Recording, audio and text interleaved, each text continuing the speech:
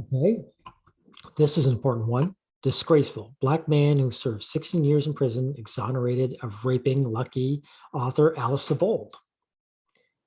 More false accusations. I thought women all told the truth, right? Let's hear some of this. He was a student at Syracuse University. Here's what happened during and after Broadwater's hearing. Sully these proceedings by saying, I'm sorry, that doesn't cut it. This should never have happened. And I will say to Mr. Broadwater that I assure him that it will never happen again, that we will never let junk science into a courtroom in this country. I'm sorry. This man can't assure Mr. Water anything. In order to assure justice, and it won't happen again, first of all, there has to be a deterrent, an actual one.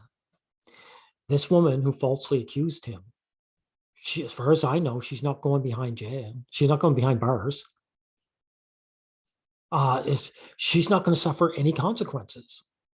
This courtroom, amongst all the other ones, would have to admit the gender dynamics. They'd have to fight female privilege by denying these false accusations in the first place. They'd have to criminalize #MeToo. They're not going to do that. All right. And it wasn't junk science that put this guy behind bars. It was the unwillingness of the courts to do their proper job. They have a bias against men. All these people in the courtrooms are men and women want to be able to throw man in jail at a woman's word. So he gets a kangaroo court, right?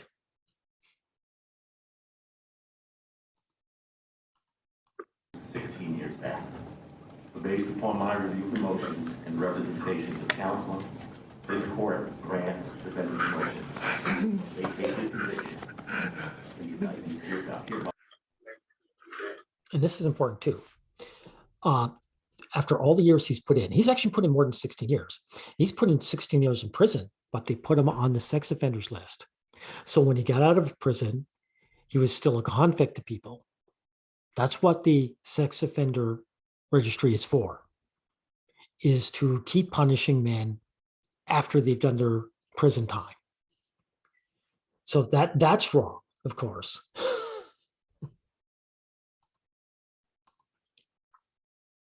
And just as important is after all the years, let's face it, decades this man's gone through, he has no ability to cry for justice, any real justice.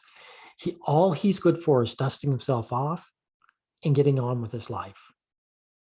It's up to us, the other men of society, to fight for justice for his part, because there's not going to be any justice. This court system is not going to give him any justice because they're not going to jail this woman, which is what she perjured herself. She lied. She belongs behind bars. If you want to stop people from speeding, you have to have cops that give people traffic tickets. If you have no enforcement, if you have no punishment, people are going to speed. And that's the same thing with any other crime. These women have no deterrent. Unless this woman suffers real consequences, this is not going to change anything. Now let's hear what this panel has to say. Is actually in the works on Netflix. But here's what's interesting here. It was actually the movie, Julian, that led to all of this. The folks who were working on the script, they discovered there were discrepancies between what she writes in the book and the actual case. No, I'll shorten this one up.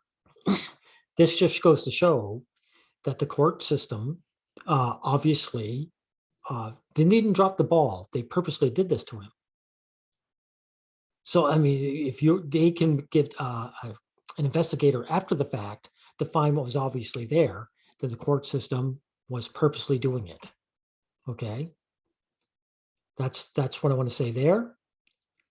Now let's get on a little further in this. She was supposed to play Alice Sebold. She says can't do it now. I'm not interested in the actress. It's an actress. Here we go. Because of who caused a man 16 years of his life.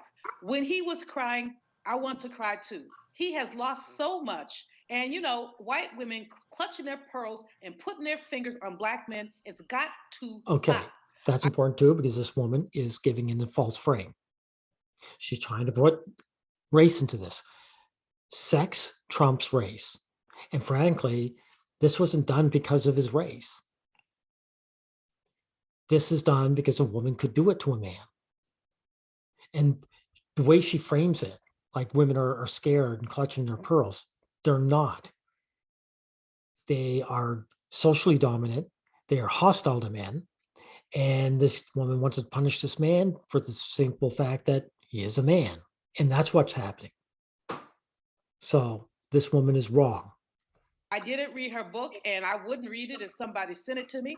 I think that this is just disgraceful, right? And a widely noted author. I mean, perhaps she was mistaken, but she's held by this story, turned it into a book, turned it into a revenue If she's source. turned it into a revenue source, he's gone this long, there's no mistake. She's not mistaken. She doesn't care about this man. Well, she cares that he stays guilty so she can make her money. But it's obviously not a mistake on her part. She's a criminal. Turn her fake rape with her false accusation of this black man into a revenue source. Netflix needs to trash this movie. Her royalties need to go to this brother. This is more egregious than anything I could I possibly agree. imagine.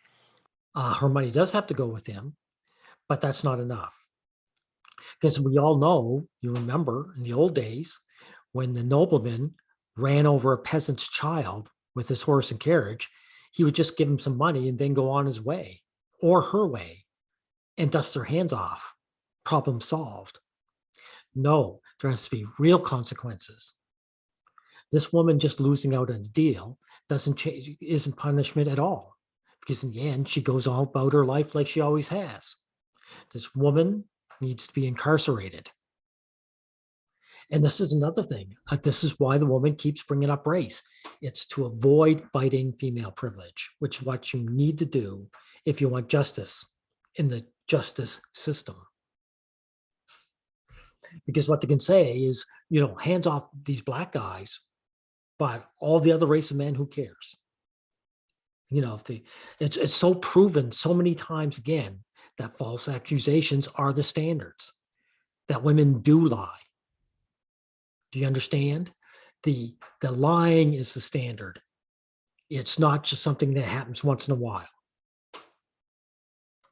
So what happened here was that she identified him in court, even though identifying someone else earlier. Mm-hmm. That right there is, they said, look, there are just way more problems with it. Oh, yeah, of course. Now, let me see what this young man has to say. I'm just thinking about the failures of the court system, that it would take somebody working on a movie to see some discrepancies that this court couldn't find it. Why couldn't they find it? Because this was another throwaway brother who nobody cared about, despite his military experience. People always want to go down when they get these particular suspects. Oh, they got a record. Oh, they served time, or they dropped out of school, whatever. This man was in the military, a veteran. Now, I got a couple of things here. One, I wouldn't describe this as a failure. You see, since the courts want to throw men in behind bars, they are succeeding. So I wouldn't describe it as a failure. It's actually letting the court system off the hook. The court system is hostile to men and looks for excuses to throw men behind bars. And he's right at the end when they talk about, guys having records. It is some excuse making. But here's something that you veterans don't want to hear either. Nobody cares that you're a military man. Nobody cares that you're a good boy. This just means the noblemen, the women, are allowed to throw the peasants, that's us guys here, in jail at their word. There is no such thing as being a good boy. A military man is a low status nobody like the average guy in the street. It doesn't mean anything. I know you guys want to pretend that society cares about that. That's a lie. They never do. Okay? And frankly, what difference does it make if this man was part of the military. He could be a nobody. He could just be a bum on the street. He still deserves justice.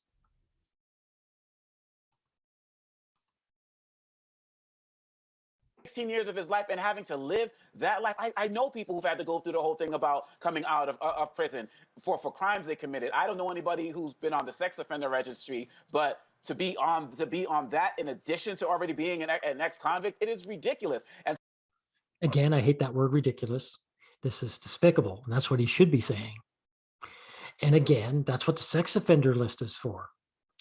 When men get out of jail, they're going to continue to be punished. Only the court system, the prison system, doesn't have to house them and feed them anymore.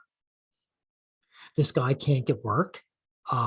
People see him as a pariah, so he has no social life. It's designed to make him homeless and miserable and then maybe even kill himself. That's what its aim is. And also, no matter what his crime was, the sex offender list, when you hear sex offender, what do you think? You think child molester. So that's the purpose of it, is take a man who might have done a moderate crime and bring it up to its maximum, the worst kind. So you suffer the maximum. That's its purpose. And that's why the sex offender list has to go.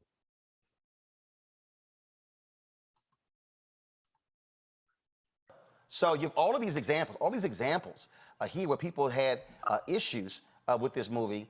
Again, and it was Mucciante who hired a PI to look into this, and that is what got the ball rolling to free this man from prison. That, to me, is absolutely surprising. It is shocking, and I disagree with this guy. It's not surprising or shocking at all. When hashtag #MeToo came out, it was obvious. It was obvious that women were giving carte blanche to falsely accuse men on a mass scale. So this is only surprising for people who want to deny reality, who want to deny the gender dynamics. That's what it is. We'll give this woman the last word. We don't know what happens to these brothers when they are falsely accused, when they are then released, when, like Mr. Strickland, as Maurice has mentioned, you get out, you don't have any money. Mr. Strickland, 60 some years old, he's not going to get Social Security because he hasn't paid into it. The state of Missouri has denied him any recompense because there's no DNA evidence. Well, there would be no DNA evidence because he wasn't there. How could there be DNA when he wasn't there? If the state of Missouri paid him the $36,000 per year that they say they pay people, he get $1.5 million. Well, thank you, GoFundMe, for the people who raise the money. But that ain't the bottom line. The bottom line is they keep crushing Black men, and we need to know how people survive. That's a Netflix movie. all right, folks. Yeah, of course, again, she's keeping it on race so she can avoid the gender dynamics. And of course, you can see, like I said before, he comes out, he can't retire, he can't get a job. They're of course not going to pay him what they owe him, because if that would put a precedent up, all of a sudden, all these men who have been screwed over would come out of the woodwork and demand their share, their fair share, and their justice. So it has to be stopped. Sorry, but no one on this panel, listen to me, no one on this panel is willing to really be honest about the gender dynamics. They're not going to push for these women to get jailed. And so this is going to continue. And I'm sorry, it's just, as much as they want to make it about race, it's not about race. It never was. All the Black men today in the world could disappear tomorrow. The same problems would happen, and a new group of men would be at the lowest bottom of the pile and be the new targets. Frankly, all men are targets anyway. Wealthy white men are targeted with false accusations. All of us are in the same boat.